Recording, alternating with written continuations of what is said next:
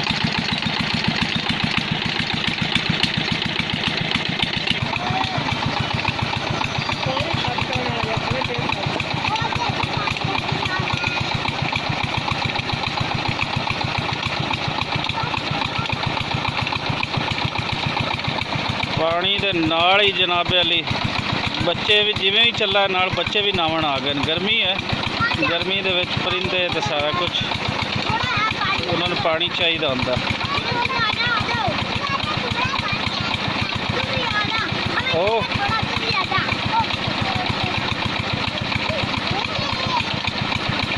बच्चों की इंजॉयमेंट भी वेखो।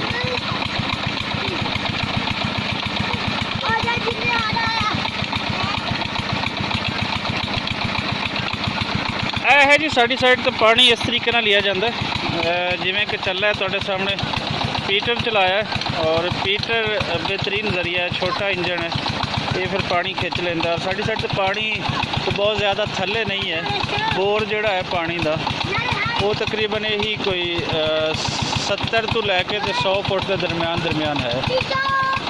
70 तो 100 फुट तुहाडे सामने आराम ना पीटर चला, बिल्कुल स्लो पानी दे रही है। और हुण थोड़ा जिहा मैं यार थोड़ा जिहा तेज़ चला सकते हो, ज़्यादा तेज़ की ज़रूरत नहीं है जी। दस रहे हैं कि अगे जो खाड़ा है नाला जोड़ा है वो छोटा है, इसलिए इन्हू स्लो चलाया है। वैसे कितना पानी ज़्यादा दे सकता है, थोड़ा जिहा चला के दिखाओ का।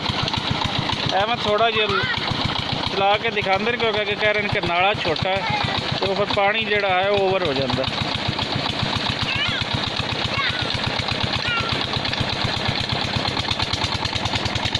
वाह वाह,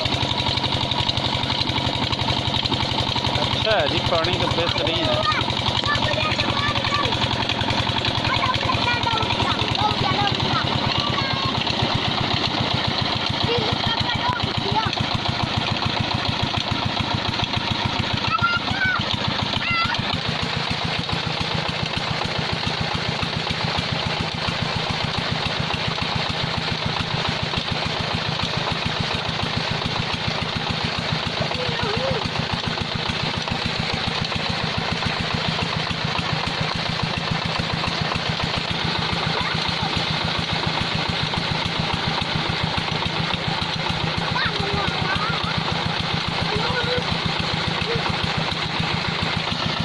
चलो जी, बाकी गल्लां ते अपनी जगह ते, लेकिन जी बच्चों की इंजॉयमेंट है वो खूब है।